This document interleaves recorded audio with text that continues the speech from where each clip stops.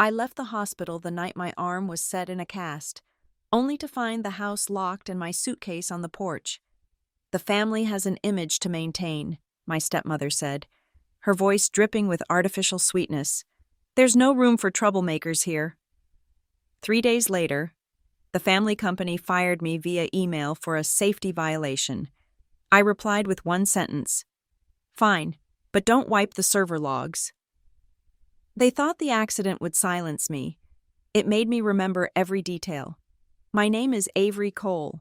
At 31, I was the Director of Compliance for Beacon North Systems, a title that felt as solid as the steel and glass of our corporate headquarters in the heart of Evermere. Compliance was my language, a world of checks and balances, of predictable outcomes derived from meticulous processes. I built systems to mitigate risk. I believed in the elegant certainty of rules. My life, like my work, was an ordered ledger. Until the ledger was set on fire. The Ashridge Bridge stretched over the gray chop of the river, a familiar artery I traveled every day. It was late afternoon, the sun a weak disk behind a veil of clouds. My thoughts were on the quarterly risk assessment report, on a specific clause in a vendor contract that felt soft. I was replaying the wording in my mind when the world tore itself apart. A semi-truck, 2 lanes over, swerved without a signal, a behemoth of blue steel jumping its lane as if startled.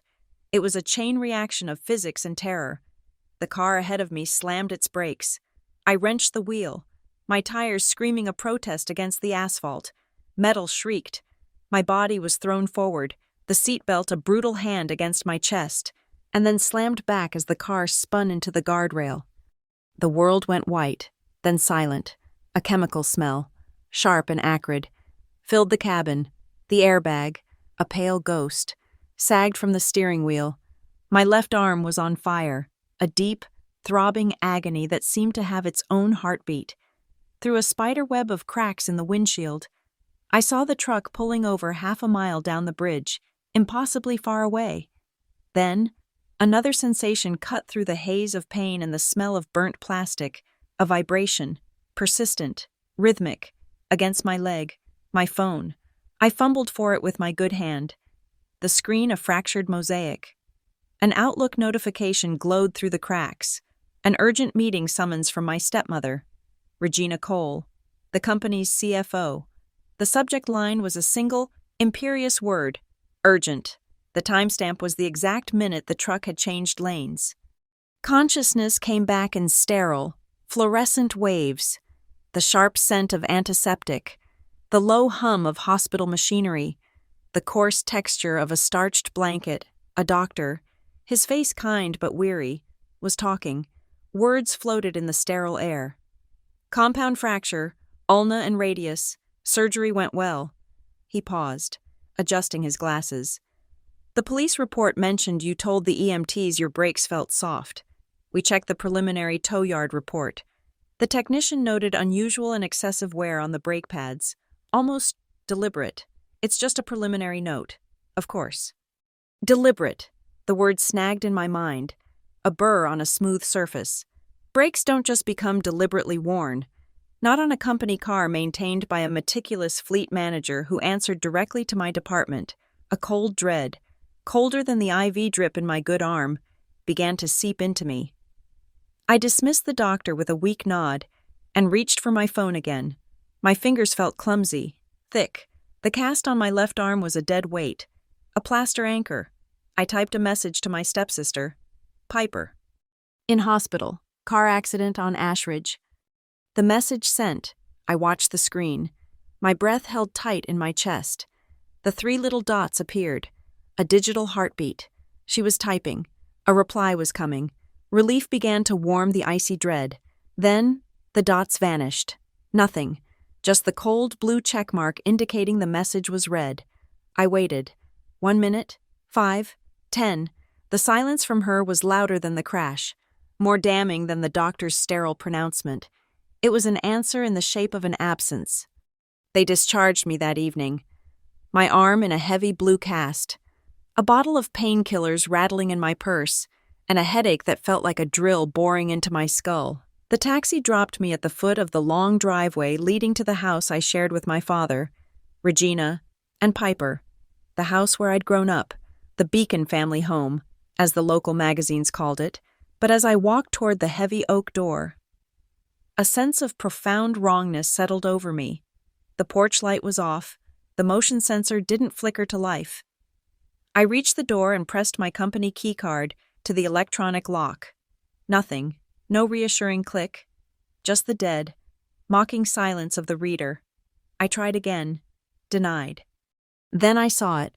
Tucked into the shadows beside the large ceramic pot holding a dead fern was my suitcase, the large one, the one for international travel. It was packed, zipped, and waiting. A small, white envelope was tucked under the handle. My name, Avery, was written on it in Piper's perfect, looping cursive. Inside, a single sheet of paper. The note wasn't cruel or angry. It was worse.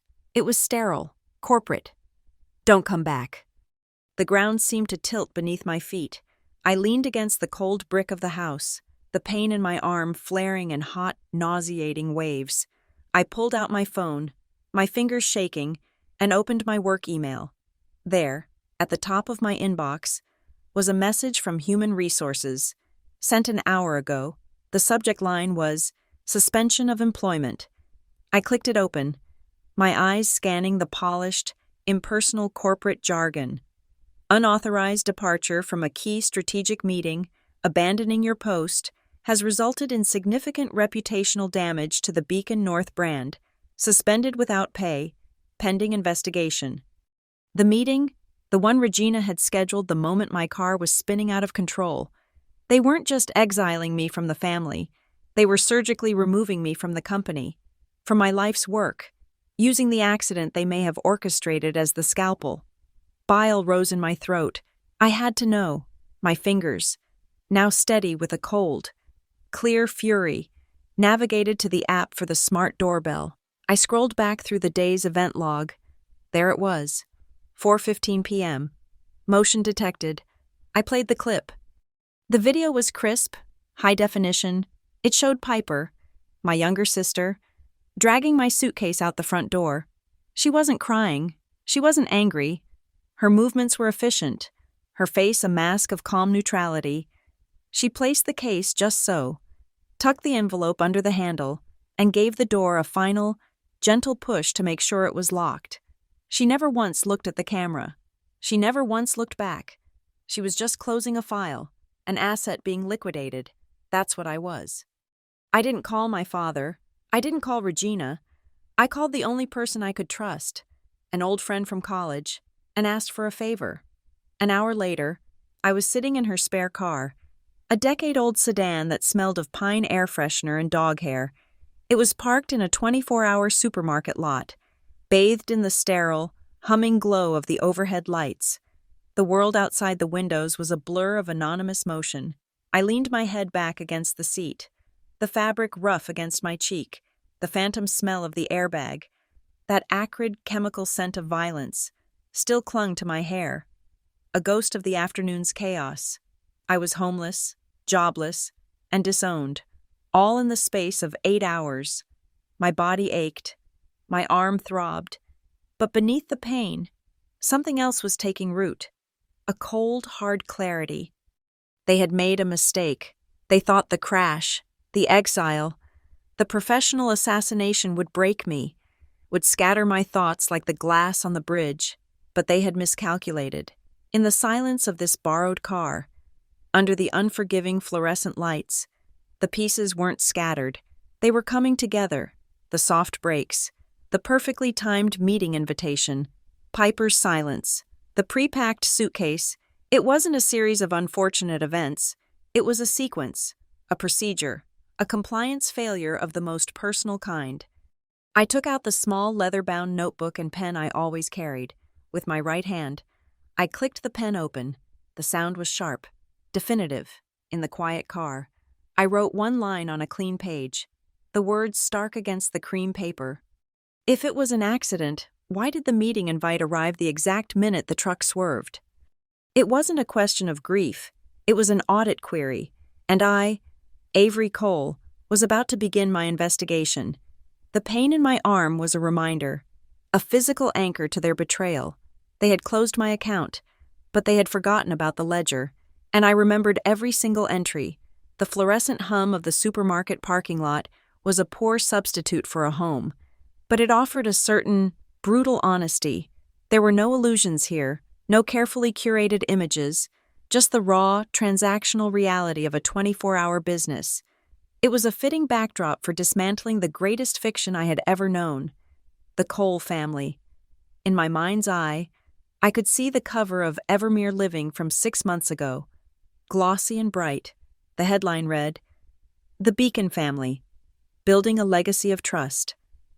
There we were, the four of us, posed in the manicured gardens of our home. My father, Ethan Cole, looking distinguished and healthy, the very picture of a patriarch who had earned his rest.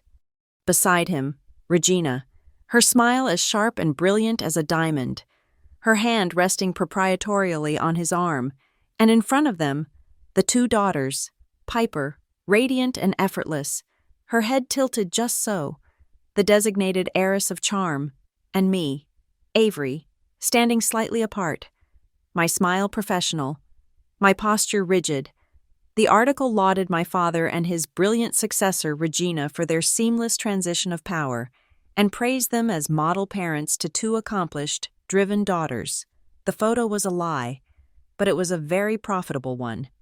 My father had founded Beacon North Systems on a principle of rugged integrity. He built it from a garage startup into a regional powerhouse, but a mild heart attack 2 years ago had spooked him, sending him into a semi-retirement he called his advisory role. He became the chairman emeritus, a title with a lot of honor and no actual power. That power had been consolidated, piece by piece, by Regina. She wasn't just my father's new wife. She was the company's new architect. Her masterpiece was the Transparency 360-degree initiative, a PR campaign of breathtaking cynicism. It involved glossy brochures, community sponsorships, and a lot of speeches about corporate accountability. While Regina was busy being the public face of transparency, I was the one in the server rooms and late-night meetings actually building it. I designed the internal control systems, drafted the compliance protocols, and implemented the triple-check vendor verification processes that our partners and insurers praised. Regina got the credit. I got the quiet satisfaction of a balanced system. I told myself it was enough. Piper, meanwhile, was building her own wing of the family mythology. She launched a podcast, Work Like a Legacy, where she interviewed local entrepreneurs and dispensed what she called Cole family success secrets. I listened to one episode, out of a morbid curiosity. She spoke with practiced sincerity about the importance of unimpeachable ethics and familial synergy. I almost choked. This was the same woman who, just the night before, had laughed at the dinner table as Regina nicknamed me the compliance robot. It was a joke, of course, but like all their jokes, it had teeth. Avery's here to make sure no one has any fun, Piper had added, spearing a piece of asparagus. Or makes any profit, Regina had murmured into her wineglass, just loud enough for me to hear. They saw my work not as a shield protecting the company my father built, but as a cage restricting their ambitions. I was the ghost of my father's principles, haunting their new, more flexible interpretation of success. The memory that burned brightest now, sitting in the cold silence of the car, was from the company's 25th anniversary gala. It was the peak of the Beacon family brand. Regina was on stage, bathed in a warm, golden spotlight, delivering a keynote address. "At Beacon North," she said, her voice resonating with rehearsed passion, "nothing is more important than the safety and security of our people and our partners. Safety is not a regulation. It's a value." The applause was thunderous. I wasn't in the audience. I was standing in the wings, just off stage, with a tablet in my hand, cross-referencing the guest list with our Tier 1 vendor database to flag any potential conflicts of interest. It was my job to manage the risks she so eloquently disavowed. It was in the weeks leading up to that gala that I first found the crack in their polished facade. It was a line item in a subsidiary's expense report, an anomaly that snagged my attention like a loose thread on a perfect suit. A fund labeled simply vendor care. The payments were substantial, recurring, and routed to entities I didn't recognize. There were no corresponding invoices, no purchase orders, no contract numbers. It was a financial black hole, carefully shielded by layers of departmental approvals that all led back to Regina's office. I scheduled a meeting with her. I remember the clean, minimalist expanse of her office, the view of the city spreading out behind her like a kingdom. I laid out the printouts on her glass desk. "Regina, I have some questions about the vendor care fund." She didn't even glance down. She smiled that placid, impenetrable smile. "Ah, yes, a necessary discretionary fund. Avery, think of them as retention bonuses for our most crucial supply chain partners. A little grease to keep the wheels turning smoothly."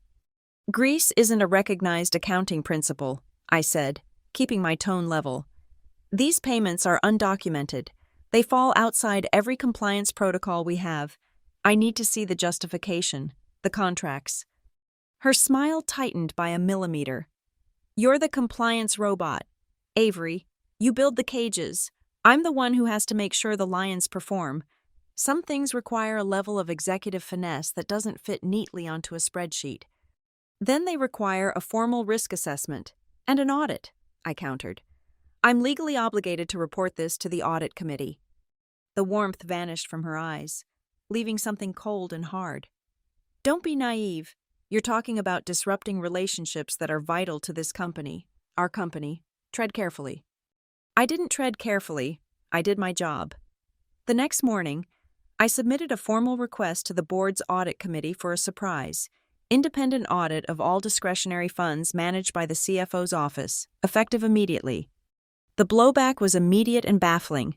An emergency executive meeting was called, a meeting I was specifically uninvited to. The official reason, delivered via an email from Regina's assistant, was that my request had been postponed indefinitely. The cause? A sudden and highly sensitive, emerging PR crisis that required all of the leadership's attention.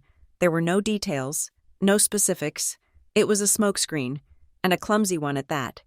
When I pushed for information, I was stonewalled.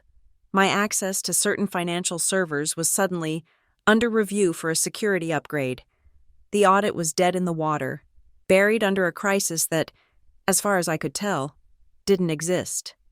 Exactly 1 week later, the semi-truck swerved on the Ashridge Bridge. Sitting there, in that borrowed car, the pieces didn't just fit. They locked into place with the cold, satisfying click of a well-made machine.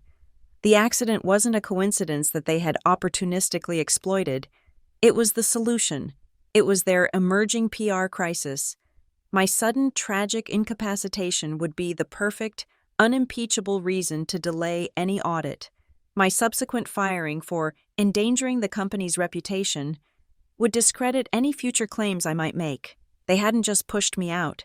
They had used the crash as a lid, a heavy steel plate to slam down on the rot I was about to uncover. They had turned me, the company's chief risk officer, into the risk itself, and then they had eliminated me. The brand, the polished image of the Beacon family, was all that mattered, and I was the crack in the veneer that had to be plastered over, no matter the cost. The official email arrived 2 days after I was locked out, a sterile white notification in a sea of unread corporate newsletters. It was from the head of HR, a man I'd personally trained on our whistleblower protection policies. The subject was, "Your separation agreement." Inside was a PDF, password protected with my employee ID number. A final, petty twist of the knife, forcing me to use the credentials of a job I no longer had. The package was insultingly standard: 1 month severance pay, a prorated payout for unused vacation days, and a long, dense non-disclosure agreement that would legally gag me for eternity. The message was clear: take this pittance and disappear. They expected me to be broken, desperate, and grateful for any scrap they threw. They didn't know that my grief had already cooled into a crystalline, focused rage. I didn't sign. I didn't even read the clauses at first. Instead, I opened the document's properties. In the world of compliance, you learn that the story is never just in the text. It's in the margins, the history, the metadata. My eyes scanned the details panel, created by Regina Cole, last modified by HR Department, and then the timestamp that made the air freeze in my lungs, created 14 days ago, 2 full weeks before the accident on the Ashridge Bridge, a week before I even requested the audit. This wasn't a reaction to my supposed safety violation.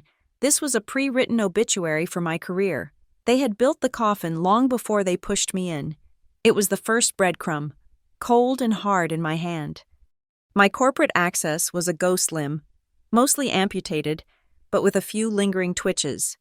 My email was locked, my access to the financial servers severed, but they hadn't scrubbed everything, not yet. Some legacy system permissions, the ones I had set up myself for deep-level compliance monitoring, were still active.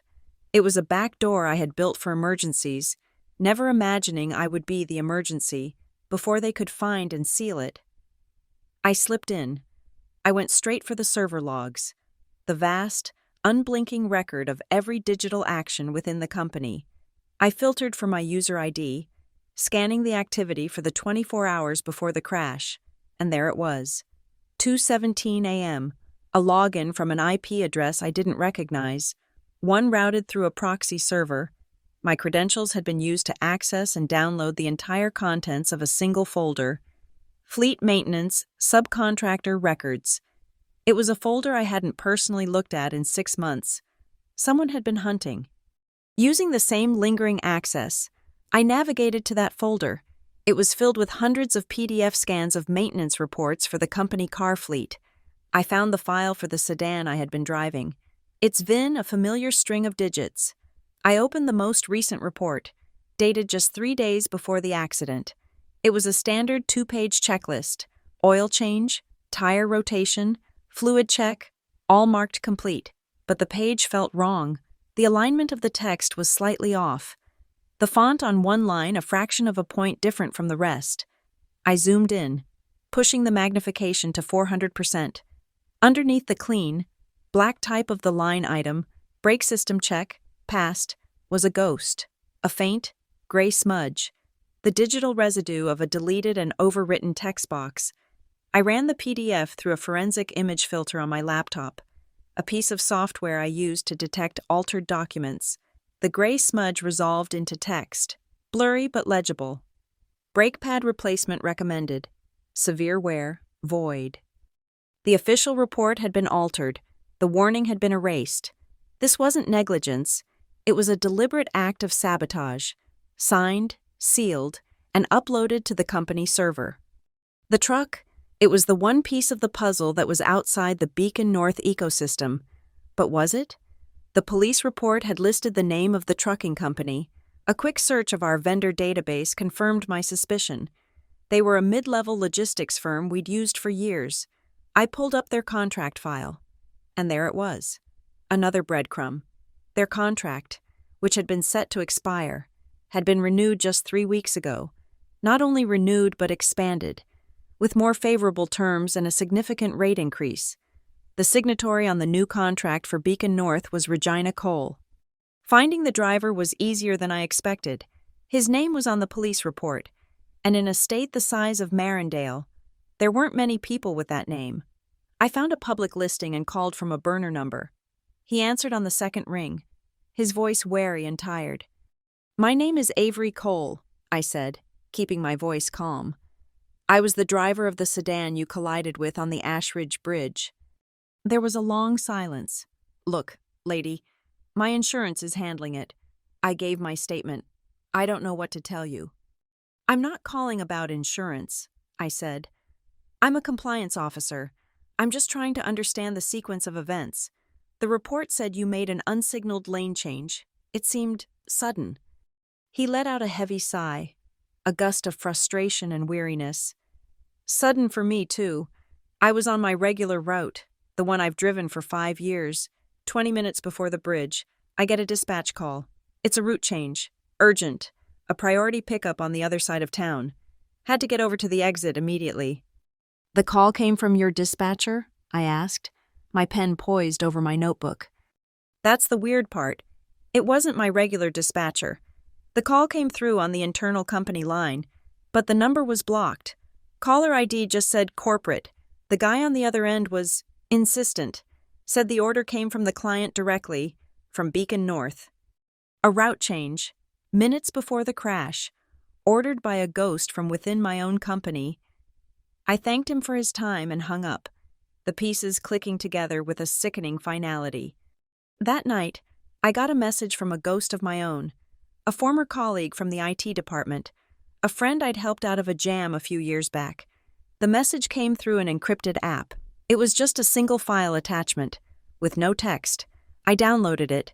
It was a snippet of a firewall log from the night my credentials were used. It showed the source IP address of the intrusion, but it also showed something else, something the general server logs hadn't. It showed the guest network identifier associated with that IP address. The name was simple, elegant, and utterly damning. REGCFO guest. It was the designated guest network ID Regina used when she traveled or worked from home.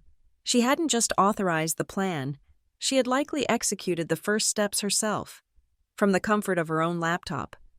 The next morning, I drove to an electronics store and bought a small, high-quality digital voice recorder. The law in the state of Marindale only required one-party consent for recording conversations. From now on, I would be that one party. Every call, every interaction would be documented. I was no longer just collecting breadcrumbs. I was building a case file. As if on cue. My phone buzzed with a text message. It was from Piper. My thumb hovered over the notification. A knot of dread and residual affection tightening in my stomach. I opened it. "Avery, I'm hearing things, that you're refusing to sign the papers. You need to let this go. Take the money and get some rest. Some people just aren't a good fit for the Brand family. It's not personal, it's just business."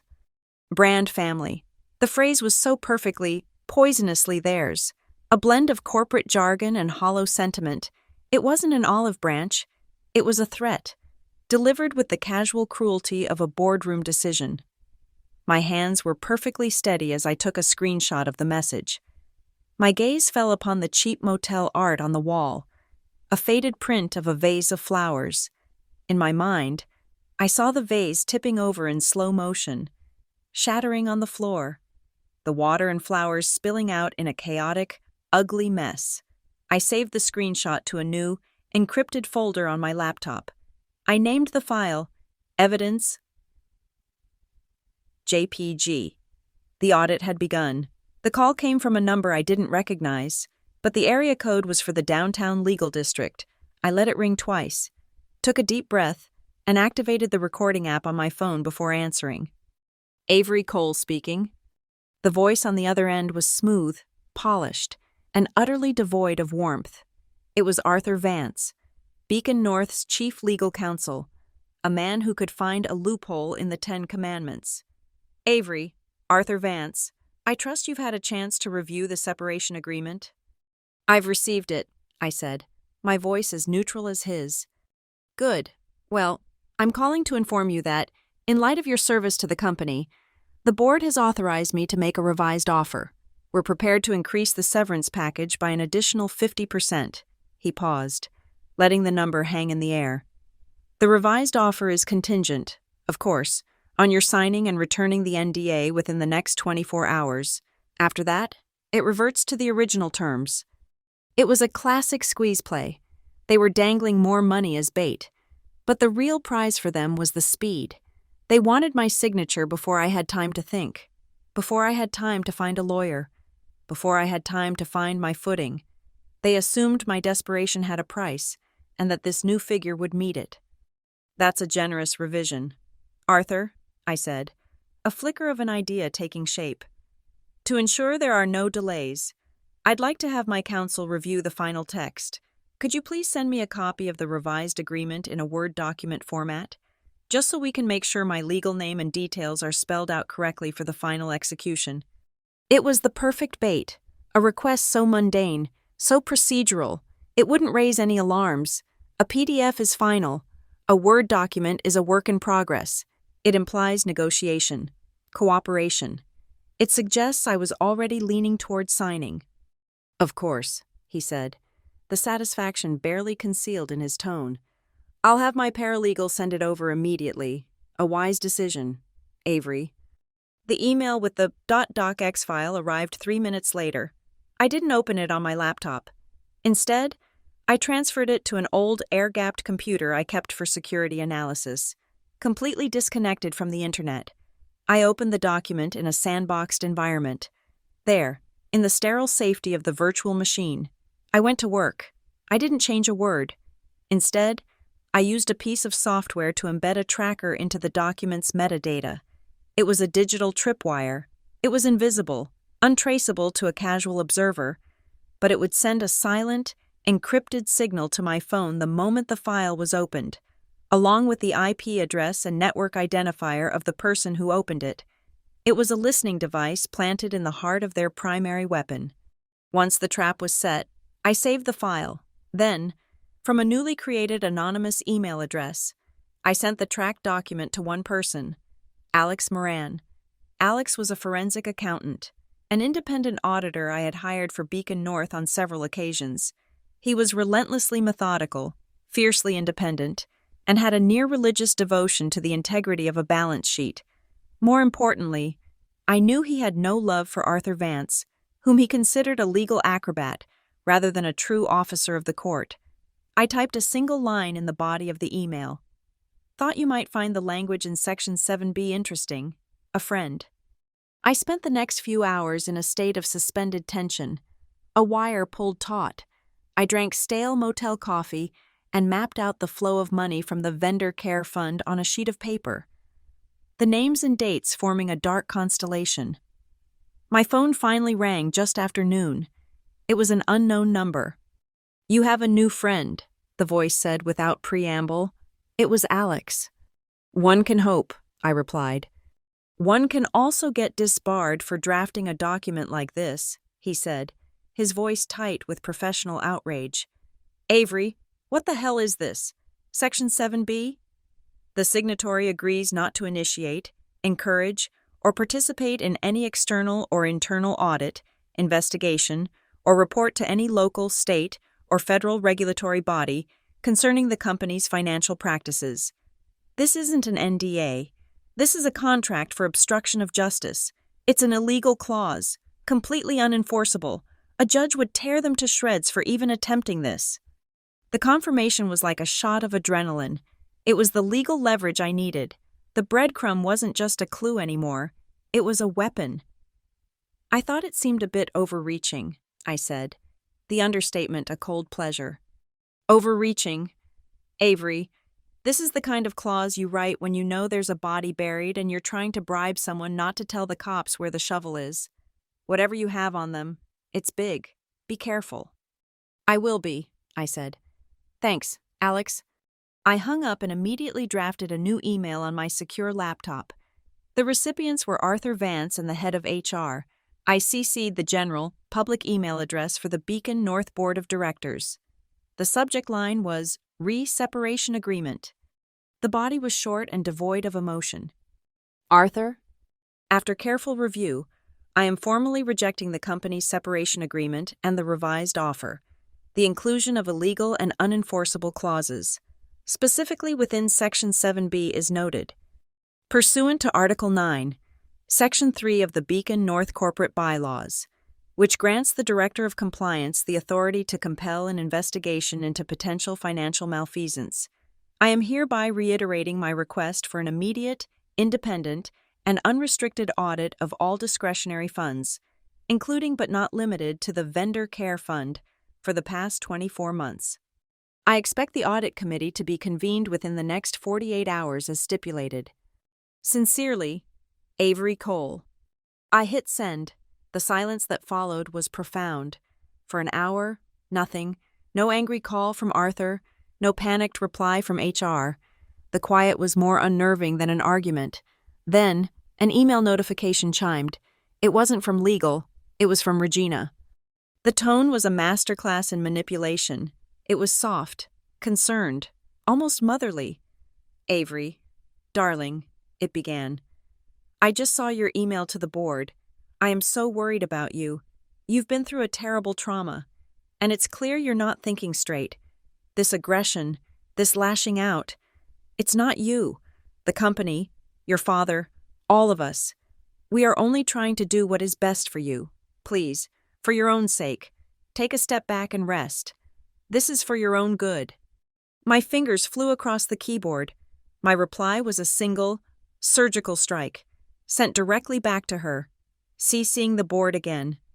"Regina, if this is for my own good, have you signed the audit approval yet?" This time, the silence was different. It was the silence of a cornered animal, the silence of a checkmate. I watched my inbox, my heart hammering against my ribs. 1 minute passed, 2, at the 3-minute mark, my inbox didn't refresh. A red banner appeared at the top of the screen. "Connection error." I tried to log into my company-provided shareholder portal, where I could monitor my small but significant block of company stock. "Login failed. Your account has been disabled." They hadn't just fired me. They hadn't just exiled me. Now, they had stripped me of my status as an owner. It was a desperate, foolish move. A public company couldn't just vanish a shareholder, but it was a clear signal. The negotiations were over. This was war. Calmly, I closed my email. I opened a web browser and navigated to the public investor relations section of the Beacon North Systems corporate website. The page was filled with glossy headshots of the board and upbeat financial projections, and right there, on the main page, was a link to a press release from last week. Beacon North announces date for Q3 shareholder meeting. I clicked the link. The details appeared on the screen. The date, the time, the location, the Grand Beacon Hall at corporate headquarters, a public meeting, open to all registered shareholders, an event they couldn't lock me out of. I hit Ctrl+P. The cheap motel printer whirred to life, its noisy mechanics a comforting sound in the tense silence. It slowly spat out the single page. I took the warm paper and placed it on the desk. With a red pen, I drew a sharp, clean circle around the date. It was my new deadline, the real one. It was the coordinates for the final battlefield. Being locked out of the live servers was an amputation, but they had forgotten about the archives. Every responsible company maintains deep storage backups, digital fossils of past operations, and as director of compliance, I had designed the protocol myself. They were kept offline, immune to the kind of digital scrubbing that was likely happening on the main servers right now. In the sterile quiet of my motel room, I plugged in a high-capacity hard drive containing a system-wide snapshot from 3 months ago, a time capsule from before the rot had fully surfaced. Restoring the massive file on my laptop took hours, a slow resurrection of a world that no longer existed. I didn't search for emails or memos. I went deeper, into the foundational architecture of the accounting software. I was looking for anomalies, for ghosts in the machine, and in the directory for temporary user profiles. I found it. A file that shouldn't have existed. It was a subledger, a self-contained accounting book, labeled simply GL17 Guest. A guest account shouldn't have the permissions to create a ledger, let alone one that was hidden from the main financial reporting tree. It was a secret set of books, running in parallel to the official ones, a shadow economy within Beacon North. My heart rate quickened. This was the source. With trembling fingers, I ran a cross-reference script, comparing the transaction IDs from the vendor care fund with the entries in this ghost ledger. It was a perfect match, line for line, but here, in this hidden space, the transactions weren't anonymized. They had destinations. Every single payment, every dollar of the millions I had flagged, had been funneled to a single corporate entity, Morrow and Pine Logistics. The name was innocuous, forgettable. I ran a corporate registry search. Morrow and Pine was a Delaware corporation, registered 6 months ago, with a P.O. box in Wilmington as its only address. It was a classic shell company, a legal fiction designed to hold money and obscure ownership, but they had made a mistake. To open a bank account, a shell needs a real person, a signatory. I paid the exorbitant fee for the full incorporation documents. The listed owner was a trust, another layer of legal insulation, but trusts need trustees, people with names and addresses. The primary trustee was an unfamiliar name, likely a lawyer from the firm that set it up, but it was the name of the secondary authorized signatory, the person empowered to act if the primary was unavailable. That made me go cold. Piper Cole. My own sister, she wasn't just a passive beneficiary, she was an active, authorized participant. Her name on that document was a confession. I sat back, the glow of the laptop screen illuminating the stark motel room, the compliance robot joke, the casual dismissal at the dinner table. It wasn't just family friction, it was the calculated derision of a co-conspirator. The ghost ledger contained more than just destinations. It contained bank routing numbers. I began to trace the flow of capital, a kind of digital archaeology. The money didn't just go to Morrow and Pine. The pattern was more sophisticated, more insidious. Beacon North would pay Morrow and Pine for logistics services. The money would land in the shell company's account at a major national bank. Within 24 hours, it would be wired out again to a much smaller account at Riverton Community Bank, a tiny institution in a sleepy town 100 miles upstate. From there, the money would be recharacterized as investment returns or consulting fees and wired right back to various accounts controlled by Beacon North, where it would be used for off-book expenses, bonuses, or simply vanish into the complex labyrinth of corporate finances. It was a closed loop, a perfect circle of theft, designed to wash the money clean of its origins. I sorted the transactions by date, my eyes scanning the columns of numbers. A pattern emerged. The transfers were largest at the end of each quarter, just before the company's financials were to be reported, but one transfer stood out, an outlier of staggering size. It was a single wire for nearly $2 million. I looked at the date, my breath catching in my throat. It was the same day I had walked into Regina's office and formally requested the surprise audit. They hadn't just been preparing to cover their tracks. They had been in the middle of a massive cash extraction, and I had unknowingly threatened to trip the alarm. My audit request wasn't a nuisance, it was an existential threat. The final piece of the puzzle lay back in the fleet maintenance folder I'd accessed before. The altered brake report was one thing, but what about the truck? The driver had said the order came from corporate, Morrow and Pine Logistics. I searched the Ghost Ledger's payment records for any corresponding documentation, and I found it. Attached to one of the largest payments was a scanned invoice from Morrow and Pine to Beacon North. It was for expedited route management and third-party carrier coordination. The invoice number was meaningless, but the metadata of the PDF file was not. Embedded in the file's properties was a trip number and a vehicle ID. I cross-referenced the vehicle ID with the license plate number of the semi-truck from the police report. It was a direct match. The truck that nearly killed me had been paid for by the same slush fund I was investigating, under the guise of a logistics contract co-signed by my own sister. The room felt airless. The financial data was no longer just numbers on a screen. It was alive, a venomous, breathing thing. It was the blueprint for my own attempted murder. I spent the next 2 days in a fugue state of creation. I wasn't just an investigator anymore. I was a storyteller, and I was preparing to tell the truest story Beacon North had ever heard. I opened a presentation software and created a new file. The title slide was stark white text on a black background. The Ghost Ledger, an analysis of off-book financial activities at Beacon North Systems. Slide by slide, I built my case. I started with a flowchart, a complex web of arrows showing the circular path of the money, from Beacon to Morrow and Pine, through the sleepy bank in Riverton, and back again. Each arrow was labeled with a date and an amount. The next slide was the Morrow and Pine Incorporation document, with Piper's name as secondary signatory highlighted in a blood-red box. Then came the timeline, a single line stretching across the screen, marking key events, the date the slush fund was created, the date of the largest transfer, and the date of my audit request, with a note.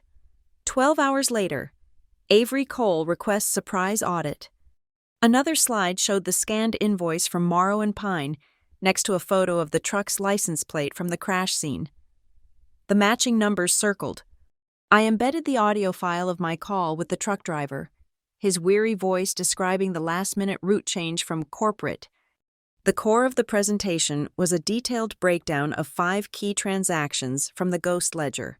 They were the largest, the most audacious, and for each one, I had a screenshot of the digital approval stamp. Every single one bore the authenticated, time-stamped digital signature of Regina Cole. There was no ambiguity, no plausible deniability. Her signature was the smoking gun, fired 5 times. Then I added a slide that was pure, cold malice. It was a screenshot of an internal messaging log I'd found in the backup, a conversation between Piper and Regina from the week I demanded the audit. A single message from Piper stood out. "This is becoming a problem. Things would be much smoother if Avery just took a few months off to recover from something." My presentation was almost complete. It was a story of greed, conspiracy, and betrayal, told through the dispassionate language of data. But it needed a conclusion. It needed to show the consequence, the human cost of their risk management strategy. I created one final slide. It was a single, high-resolution image, the screenshot from the doorbell camera of Piper placing my suitcase on the porch. The image was stark, desolate, the symbol of my exile. Below it, I typed a simple, damning title: Family-Style Risk Management. I saved the file to an encrypted USB drive, a small, black rectangle that now held the entire weight of their world. They had cast me out, believing I was a liability. They had no idea I was about to become the auditor of their ruin. A presentation, no matter how damning, is just data until it meets a human mind. My first target had to be Alex Moran. Data was his language, and I needed a translator who could speak it with authority. We met at a small, perpetually empty coffee shop in a forgotten part of the city, the air thick with the smell of stale espresso and rain. I chose a booth in the back, my laptop already open. Alex slid into the seat opposite me, his face etched with a familiar, weary skepticism. He was a man who waded through corporate lies for a living. He was not easily impressed. I said nothing, simply turned the laptop toward him and clicked open the Ghost Ledger presentation. I watched his face as he navigated through the slides. The skepticism didn't vanish, but it was slowly displaced by a focused, predatory stillness. His eyes, accustomed to scanning endless rows of numbers, moved from the flowchart of circular payments to Piper's name on the trust document, to the invoice for the truck. He didn't speak until he had clicked through to the final slide, the picture of my suitcase on the porch. He finally looked up, his gaze sharp and analytical. "This is a meticulously constructed accusation, Avery." "It's a meticulously documented crime," I corrected him. He nodded slowly, tapping a finger on the screen where the illegal NDA clause was displayed. "They tried to make you sign this after all this happened?" "They offered me a 50% raise on my severance to sign it within 24 hours, I said. A humorless smile touched his lips. "Of course, they did.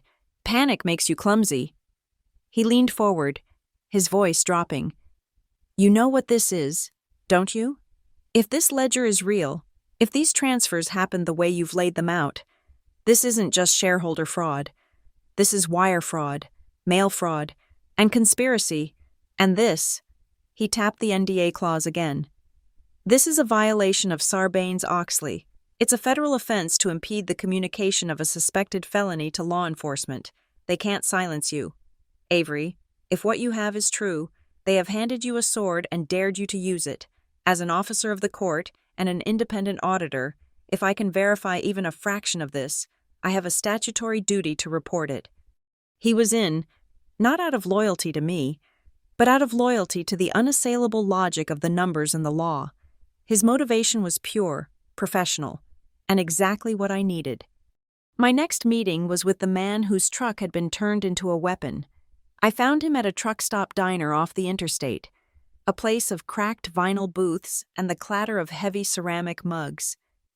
He was wary when I approached, his hands wrapped around his coffee as if for warmth. I placed $100 bill on the table between us. "For your time," I said, "and for the trouble my family has caused you." He looked from the money to my face, then at the blue cast on my arm. He slid the bill back toward me. "Don't need it. I just want to be left out of whatever this is." "I know," I said softly, "but they pulled you in. The call you got. The one that changed your route. It was part of a plan. They used you." I pushed a single sheet of paper across the table. It was a copy of the Morrow and Pine invoice, the one that matched his truck's license plate. "They paid a shell company to change your route that day. You were a pawn." His face hardened as he read the document, the weariness in his eyes replaced by a slow-burning anger. He had been a professional, doing his job, and they had turned him into an accessory. "They told me it was a priority client request," he said, his voice low and gravelly. "I have the dispatch logs in the cab, the record of the internal call, the one with the number blocked. I keep everything." "Would you be willing to give me a copy of those logs?" I asked, "and a sworn statement about that call?" He looked at my cast again, then met my eyes. "The bastards almost killed you, and they made me the one holding the wheel." He nodded. "Yeah, I'll give you the logs. It's time someone put a light on these people." His motivation wasn't about money or the law. It was about a simple, working man's code of honor, and it was just as powerful. Hope can come from the most unexpected places. 2 nights later, an anonymous, encrypted email appeared in my inbox. The sender's address was a random string of letters and numbers. The message was a single, cryptic sentence. "They took more than money. Check the charter revisions folder in the deep archive drive. L.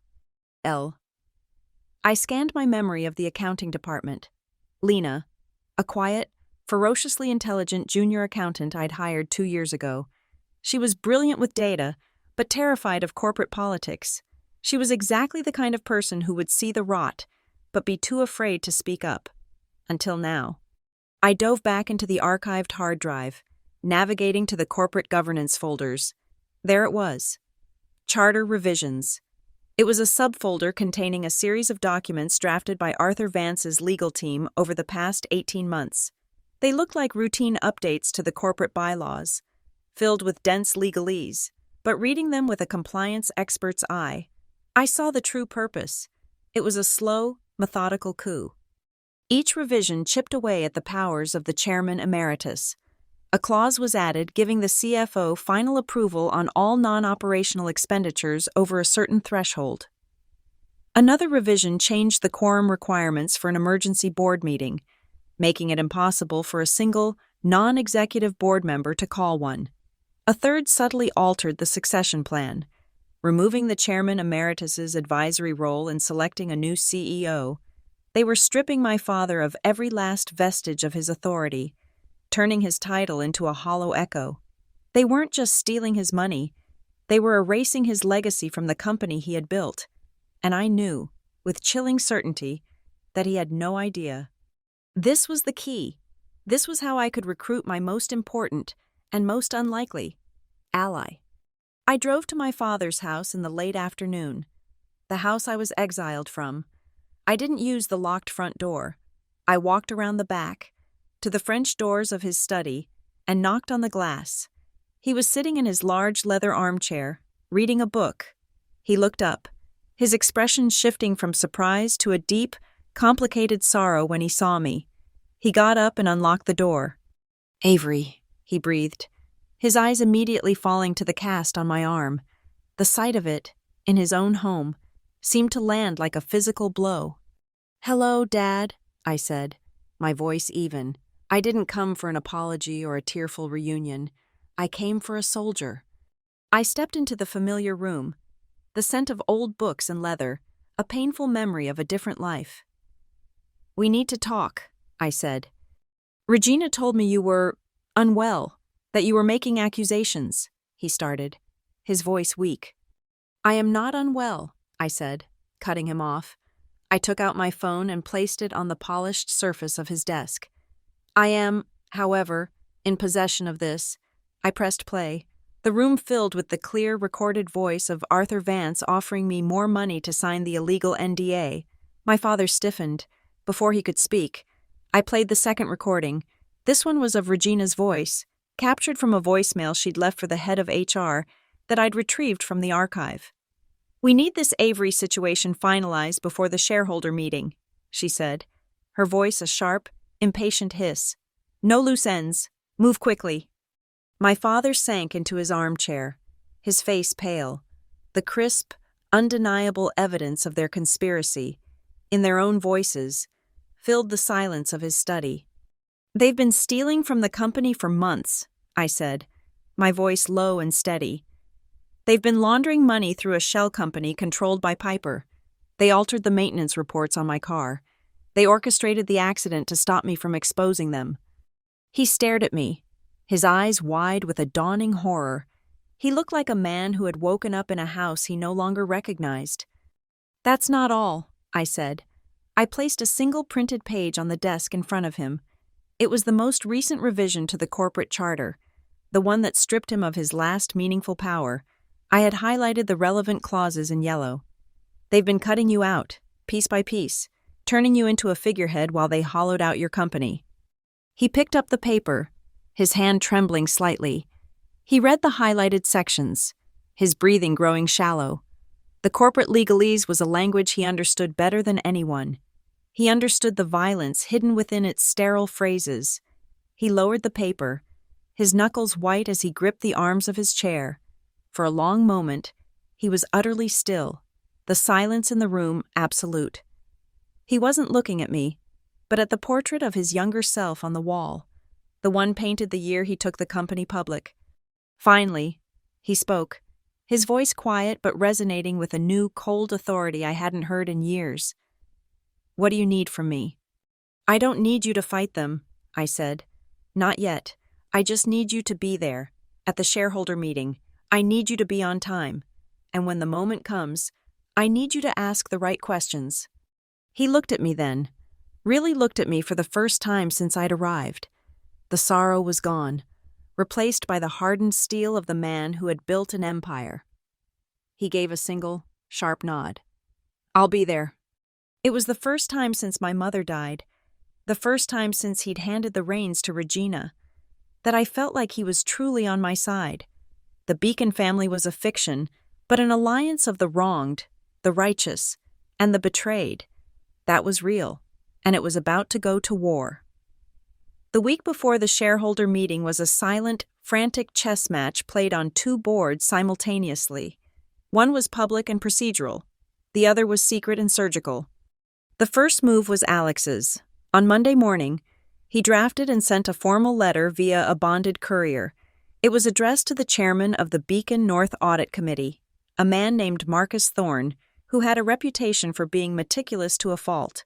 The letter was a dry, professional masterpiece of understatement, formally notifying the committee of a credible, externally sourced report of significant financial irregularities and potential breaches of fiduciary duty by senior management. It cited the specific bylaws I had referenced and requested an immediate preservation of all financial records. Alex CC'd two key minority shareholders, institutional investors known for their activist stances, ensuring the notification couldn't be quietly buried. The clock was now officially ticking, in public. My move was the covert counterpoint. That same afternoon, I sent a single, encrypted email to 3 people: my father and 2 independent board members I knew he trusted, David Carmichael and Maria Flores. Both were industry veterans who had been on the board since before Regina's arrival, their loyalty tied to my father's original vision, not his wife's new regime. The email contained a single, password-protected link. The body of the message was brief. The emerging PR crisis that postponed my audit request. The password is my hospital case file number. I knew my father's assistant would have given him the number. It was a password that was also an accusation, forcing them to confront the human cost before they even saw the first number. I had planted the seeds of doubt in the only corner of the boardroom that might still be fertile ground. Regina's response was swift and predictable. On Tuesday morning, A company-wide email landed in every employee's inbox. The subject line was Important. Policy on Confidential Data and Corporate Security. It was a thinly veiled threat, drafted by Arthur Vance, warning that any employee found sharing proprietary company data, whether intentionally or through negligence, would face immediate termination and the full legal consequences of their actions, including civil and criminal prosecution. It was meant to instill fear, to create an information lockdown, but to a discerning eye, it was the frantic act of someone trying to lock the barn door after the horse hadn't just bolted, but had already entered the race. The threat backfired. That evening, I found a plain manila envelope tucked into the basket of the bicycle chained to the rack outside my motel. My heart pounded as I took it back to my room. There was no note. Inside was a single sheet of paper, a high-quality color printout of a purchase order. The PO was from Morrow & Pine Logistics, billing Beacon North for consulting services. The amount was for around $50,000, and in the approved buy box at the bottom was a crisp, clear signature, rendered in confident blue ink. P. Cole. It was a fake, a fabrication to justify a payment, and it was signed by my sister. Lena had escalated from digital whispers to handing me a physical piece of the conspiracy. I needed a war room. The motel was too small, too transient. I used my savings to rent a small, sterile conference room by the day in a business hotel directly across the street from the Beacon North Tower. From its window, I had a perfect, panoramic view of the enemy's fortress. I spent hours printing every document, every slide, every log file. I taped them to the walls, creating a vast, sprawling timeline that covered 3 of the 4 walls: the flow of money, the altered reports, the corporate charter revisions, the threatening emails. It was all there, a mural of their crimes. I stood in the center of the room, surrounded by the evidence, and for the first time, I felt like I was on a fence. A new anonymous email from L arrived on Thursday. Basement security cameras. Check the maintenance bay feed for the date your car was serviced.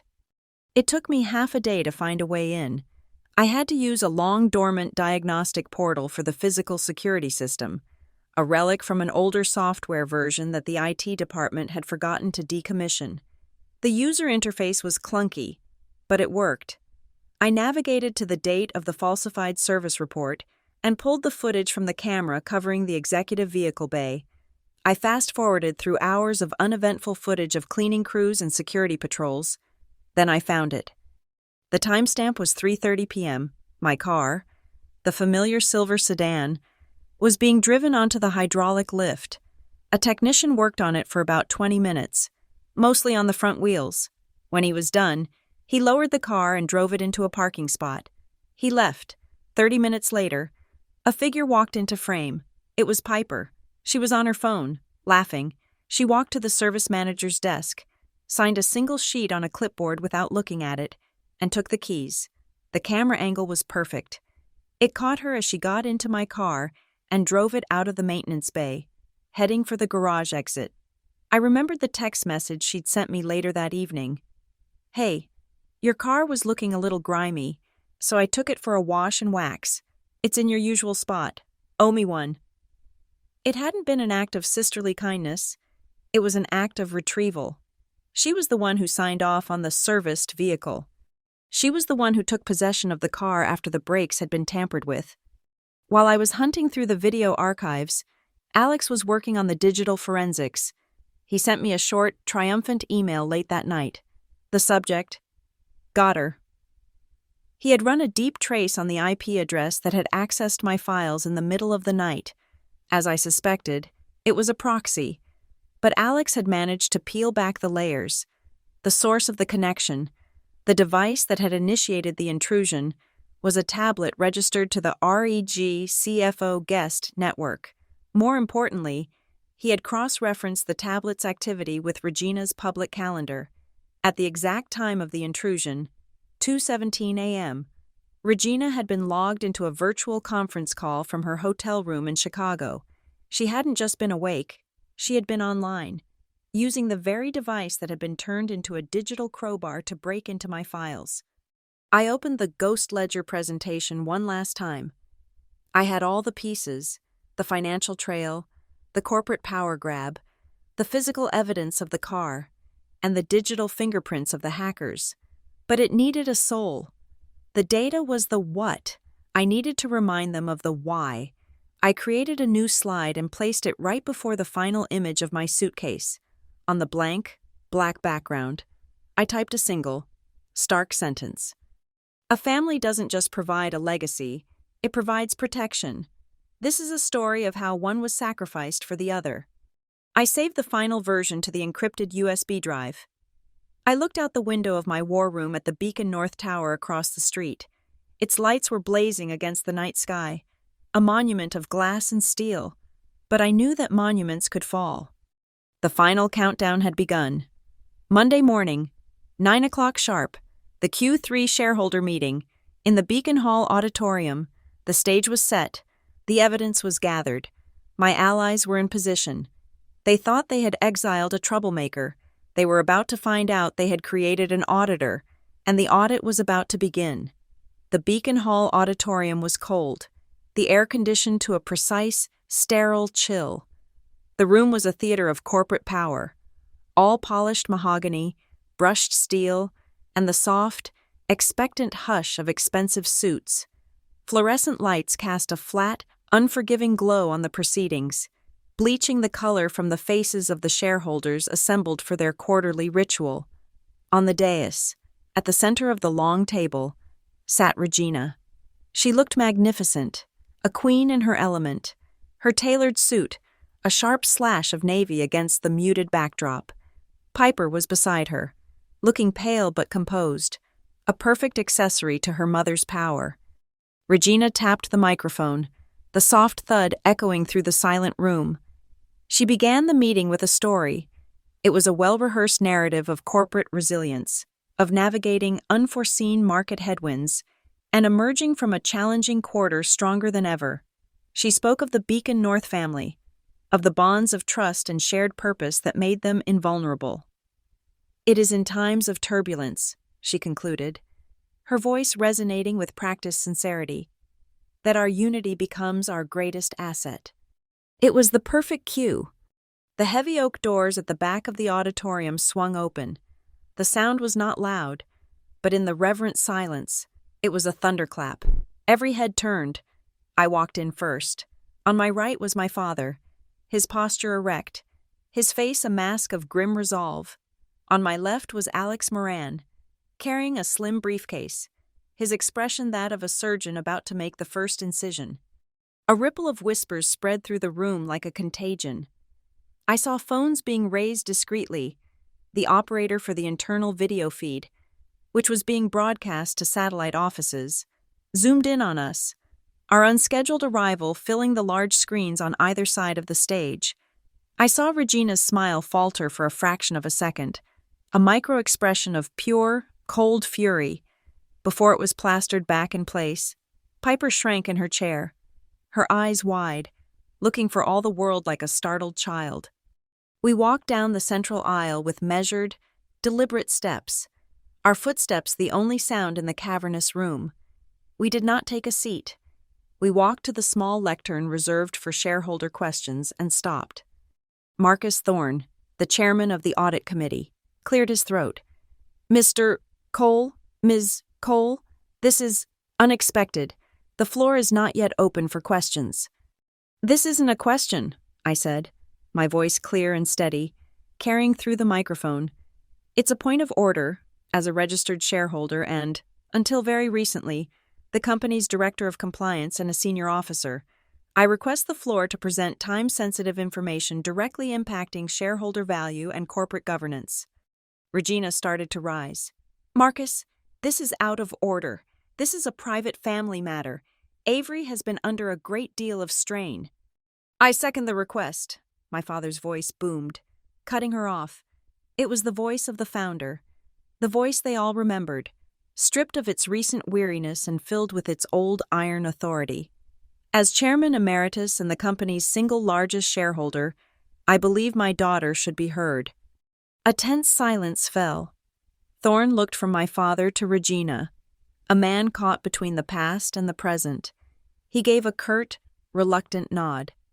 "You have 5 minutes, Ms. Cole." That was all I needed. Alex opened his briefcase, took out the encrypted USB drive, and handed it to the AV technician. "Please display the presentation file titled GL17. I instructed. The technician, a young man who looked terrified to be part of the drama, complied. The screen behind Regina flickered, and the title slide of my presentation appeared. The Ghost Ledger. "For the past several months," I began, my voice devoid of emotion, a pure recitation of fact. "A significant portion of this company's assets has been diverted through an unrecorded, off-book accounting ledger." I clicked the remote. Slide 1 appeared.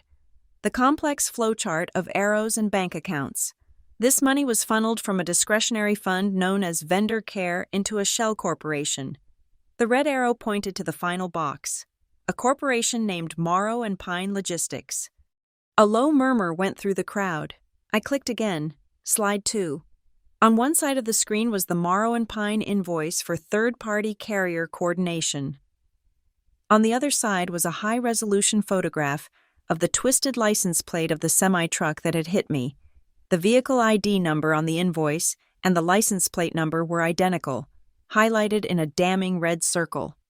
This slush fund was used to pay for the truck that caused my accident on the Ash Ridge Bridge 2 weeks ago. The murmur grew louder, sharper. I saw Piper physically flinch. I clicked again. Slide 3. The screen now showed the grainy, time-stamped security footage from the basement garage. The official maintenance report for my company car, submitted the day before the accident, was falsified to conceal a recommendation for an immediate brake replacement. The video played. It showed Piper, smiling, signing the release form for the serviced vehicle. It showed her getting into my car. It showed her driving it away. My sister, Piper Cole, was the individual who signed for and took possession of the vehicle after it had been rendered unsafe. Piper made a small, strangled sound and put her head in her hands. Click, slide 4, the screenshot of Regina's email to HR. The text was large, clear, and brutal. "Lock her shareholder portal account. We need this finalized. No loose ends." I let the image hang in the air for a moment. "And this is the email from our CFO, Regina Cole, ordering the illegal disabling of my shareholder account in an attempt to silence me." Regina stood up, a contemptuous, pitying smile on her face. She exuded an aura of calm authority, of a mother dealing with a hysterical child. "This is a tragic spectacle," she said, her voice smooth as silk, addressing the shareholders directly. "A young woman who has suffered a terrible trauma, lashing out with elaborate and paranoid conspiracy theories. We all feel a great deal of sympathy for Avery, for her condition, but this is a boardroom, not a therapy session. These are the fantasies of an unstable and disgruntled former employee. Her performance was flawless. I could feel a few of the shareholders shifting, the seeds of doubt she was sowing finding purchase. They were used to her brand of polished confidence. My story, by contrast, was messy, violent, and unbelievable. "You're right, Regina," I said, my voice quiet but carrying in the tense silence. "It's hard to know who to believe, so let's not listen to me." I held up my phone and pressed a button on the screen. I held it to the microphone. The room was filled with the clear, recorded voice of Arthur Vance, the company's chief legal counsel. "Avery, this is the kind of clause you write when you know there's a body buried and you're trying to bribe someone not to tell the cops where the shovel is. It's an illegal clause, completely unenforceable. A judge would tear them to shreds for even attempting this." The color drained from the room. It was an almost physical shift, as if the harsh fluorescent lights had suddenly dimmed. The voice on the recording wasn't an unstable daughter. It was their own lawyer. The accusation wasn't a fantasy. It was a legal opinion. I saw Arthur Vance, sitting in the front row, look as if he'd been turned to stone. Regina's perfect smile dissolved, leaving behind a mask of pure, unadulterated shock. She had walked directly into the final, perfect trap. In that moment of stunned silence, my father stood up to his full height. He was no longer the chairman emeritus, the gentle retiree. He was Ethan Cole, the founder, the patriarch, and he was taking back his house. His voice was a low, resonant growl of command that filled every corner of the room. Pursuant to the Beacon North Corporate Charter, Article 7, Section 3, which grants the board the authority to act in a crisis of leadership and to protect the integrity of the company, I hereby call for an immediate vote. I move for the immediate and indefinite suspension of the Chief Financial Officer, Regina Cole, and Board Member Piper Cole, pending the results of a full, independent forensic investigation to be overseen by an external counsel. He turned, not to Regina, but to the board members seated at the long table. All those in favor? David Carmichael's hand shot up immediately, then Maria Flores, then Marcus Thorne, his face grim, one by one, like trees rising in a silent, resolute forest. The hands of the independent board members went up. The vote was unanimous. Regina stood frozen for a moment, her face a canvas of disbelief. Her empire, so carefully constructed, had crumbled to dust in less than 5 minutes. The performance was over. The ambush was a success. The vote for suspension hung in the air. A verdict rendered but not yet executed. The room was a vacuum, all the sound and fury sucked out of it, leaving only a stunned, ringing silence. Before Regina could find her voice to protest, before the shock could curdle into outrage, Alex Moran stepped forward to the lectern, his demeanor calm and professional, as if he were simply presenting a standard quarterly report. "Mr. Thorne, members of the board," he began, his voice cutting through the silence. "In anticipation of this vote, I conducted a preliminary forensic analysis based on the documents provided by Ms. Cole. The findings are unambiguous." He gestured to the AV technician, and a new slide appeared on the screen. This one a stark table of dates, amounts, and account numbers. The Vendor Care Fund was not a discretionary bonus pool. It was a direct pass-through mechanism, a sophisticated vehicle for the misappropriation of corporate funds. Over a period of 18 months, more than $4 million were funneled out of this company with no corresponding services rendered. He clicked to the next slide, which showed the incorporation details for Morrow and Pine Logistics next to a series of bank statements. The entirety of these funds was transferred to a single shell corporation, whose primary purpose was to obscure the final destination of the money. That destination, he paused, letting the weight of his next words settle, was a private trust account. He highlighted a line on the screen. A trust for which Ms. Piper Cole is the secondary signatory and a named beneficiary. We have confirmed 7 separate payments into this trust, all categorized in the Ghost Ledger under the description, Transport Partner Compensation. Piper let out a sound that was half gasp, half sob. The financial ties were now inextricably linked to her. My father's voice, cold as iron, cut in. And the transport partner herself, Mr. Moran, the truck? "We have a sworn affidavit from the driver," Alex said, placing a notarized document on the lectern. "He confirms that he received an unscheduled priority route change 20 minutes before the crash. The call came from an internal number-blocked line at Beacon North, a line that our forensic analysis has traced back to the executive suite, specifically to the internal phone extension registered to the CFO, Regina Cole." Regina shot to her feet. "This is absurd. An anonymous call? A disgruntled driver? You have nothing that puts me anywhere near—" "Actually, we do," Alex said, his voice dropping as he gestured for the next slide. The screen filled with a grainy but clear video, a wide shot of a highway with a digital timestamp in the corner. "This is from a Department of Transportation traffic camera on the toll bridge, 2 interchanges before the Ashridge exit." He pointed to a silver sedan in the center lane. "There's Avery's car." Then he pointed to a vehicle 2 cars behind it, a sleek white convertible. "And there is Piper's car.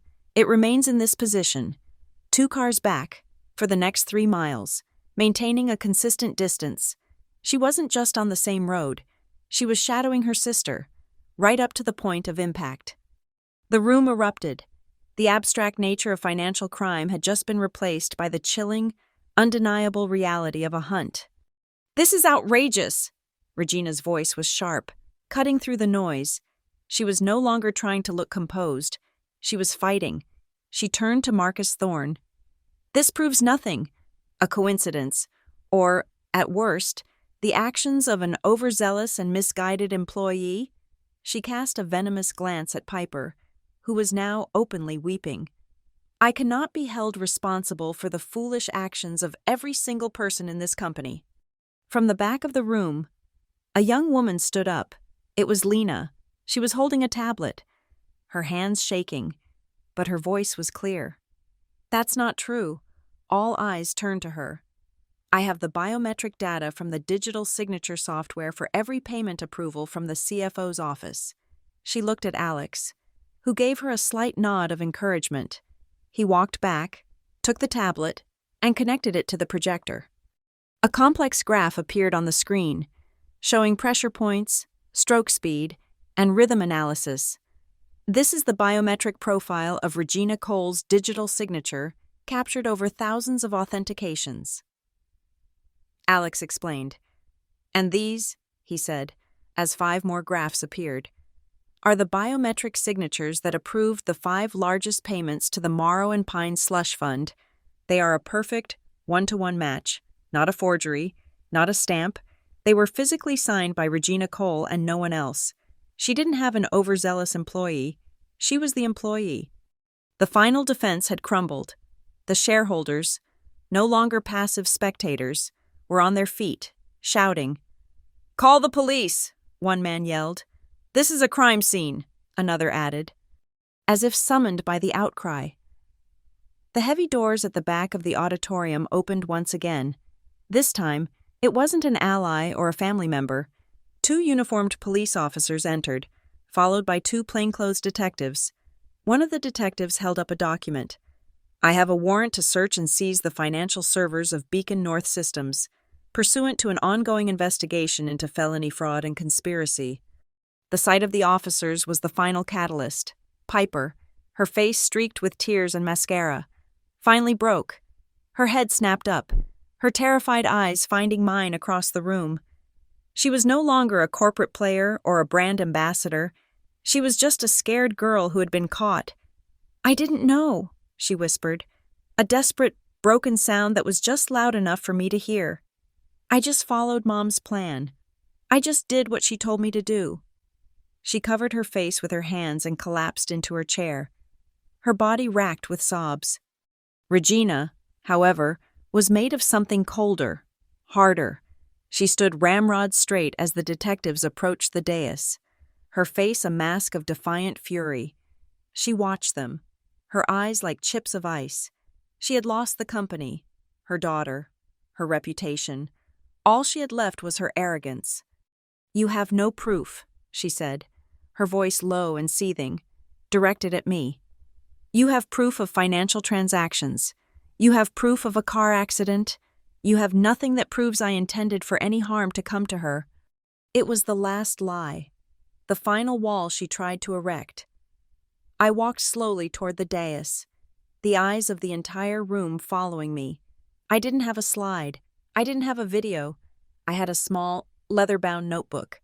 I opened it on the lectern. "Intent isn't a single action, Regina," I said, my voice quiet but carrying in the now silent room. "It's a sequence. It's a story." I held up my phone, showing the first picture. "It's packing your daughter's suitcase and putting it on the porch before she's even out of the hospital." I swiped to the next image. "It's your other daughter telling her sister she's not a good fit for the Brand family as a warning." I swiped one last time, to the final, damning screenshot. "And it's sending a meeting invitation for an urgent meeting that doesn't exist. Time-stamped for the exact minute the truck swerves and your target's car is spinning out of control. You didn't just seize an opportunity, Regina. You created a timeline." I laid the phone down. The chain of evidence was complete, an unbreakable set of manacles forged from her own actions. One of the detectives stepped up beside her. He took her hands, which she did not resist, and placed them behind her back. The sharp, metallic click of the handcuffs closing on Regina's wrists was the loudest sound I had ever heard. It was the closing of a ledger, the final entry in an audit of a bankrupt soul. The room was utterly, completely silent, as if after a great clap of thunder, holding its breath in the deafening quiet that followed the storm. In the aftermath, the auditorium felt like a pressure chamber that had been suddenly breached. The air, once thick with tension, was now thin and strangely calm. The police were efficient and quiet, leading a stone-faced Regina and a completely shattered Piper out through a side door, away from the gawking shareholders who were already murmuring into their phones, spreading the story like wildfire. The board, huddled around Marcus Thorne, began the immediate, frantic process of damage control. An interim director was appointed from their ranks within minutes, a stopgap measure to calm the inevitable market panic. My father, looking older than he had just an hour before, walked over to me. The iron in his voice had softened, replaced by a deep, weary sadness. He stood before me, not as a chairman, but as a father who had been blind to the rot in his own house. The board, "We want you to come back, Avery," he said, his voice raspy, "to take your place, to help rebuild this. It's your birthright. Who better to lead compliance? Or whatever you want. The company is yours, if you want it." For a fleeting moment, I considered it, the ultimate victory, the throne, abdicated in my favor. But as I looked around the cold, mahogany-paneled room, at the faces of the investors now calculating their losses, at the empty chair where Regina had presided over her kingdom of lies, I felt nothing, no triumph, no desire. This place was a mausoleum, filled with the ghosts of a family that had never really existed. It wasn't my home, it was my prison. I shook my head, a small, gentle gesture. "I want to choose where I belong." "Dad," I said, "this isn't it, not anymore." I reached into my pocket and took out my old office keycard. I walked to the long, polished table on the dais and placed it gently on the surface, next to a branded notepad and a glass of water meant for Regina. A final, silent resignation. I turned and walked away, carrying nothing from that life but the small leather notebook in my good hand and the encrypted USB drive in my pocket. The truth and the proof, it was all I needed. Outside, the midday sun was a shock, warm and brilliant on my face. It struck the stone steps of Beacon Hall, making me squint. The air smelled of city traffic, hot pavement, and something else, something I couldn't quite place. It was the metallic, clean scent of freedom. I took a deep, shuddering breath, my lungs filling with it, expelling the last of the sterile, refrigerated air of the boardroom. My phone buzzed. It was a text from Alex. The message was 3 words. "NDA officially withdrawn." The legal threat, the final chain they thought they had on me, was gone. I typed back a simple reply, the 2 words that had become my mantra, the final entry in this long, painful audit. Account closed. As I stood on the sidewalk, the city rushing around me, my phone rang. The caller ID was Piper's. I hesitated for a moment, then answered. Putting the phone to my ear without a word, I heard a choked, ragged breath on the other end, then a single, whispered sentence, so broken it was almost unintelligible. "I'm sorry, Avery." It was the first true thing I had heard from her in years. There was no strategy in her voice, no calculation, just the raw, hollow sound of regret. "Then tell the truth in your statement, Piper," I said, and I hung up. A moment later, a news alert flashed across my screen, a push notification from the Evermere Financial Journal. The headline was stark. "Beacon North CFO, Regina Cole, arrested on charges of embezzlement, obstruction of justice in shocking shareholder meeting ambush." The story was already out. The truth was now public record. I didn't go back to the motel. I just started walking. My feet carried me through the bustling downtown streets, past faces I didn't know, until I found myself standing at the entrance to the Ashridge Bridge, the scene of the crime, the place where my old life had ended. I walked out onto the pedestrian path, the traffic a dull roar beside me. I stopped at the midpoint, right above the deep, gray water, and looked at the spot where my car had spun out, where the guardrail was still scarred with a long, angry gash of scraped metal. I reached up with my good hand and touched the last piece of my ordeal, a small, waterproof bandage on my forearm where the IV had been. I peeled it off slowly. It was a flimsy, insignificant thing, but it felt immensely heavy. I held it out over the railing, my fingers open. The wind caught it, a tiny speck of beige against the vast sky, and carried it down, down, until it was swallowed by the river, a final offering, a letting go. As I turned to leave, a flash of light caught my eye. It was the reflection of the sun off the lens of a traffic camera mounted on a high pole. It was watching, dispassionately recording the flow of life, just as it had recorded me 2 weeks ago, and for the first time since that day, a real, genuine smile touched my lips. It wasn't a smile of triumph or of joy. It was a weary smile, the exhausted, bone-deep smile of a survivor who has finally made it to shore. I knew, with a sudden, profound certainty, that the camera had caught it. An accidental portrait of a woman walking away, not from something, but toward everything else. The image in my mind faded, like a final frame of a film cutting to black. There was no music, no swelling score, just a single line of text appearing in the darkness of my thoughts.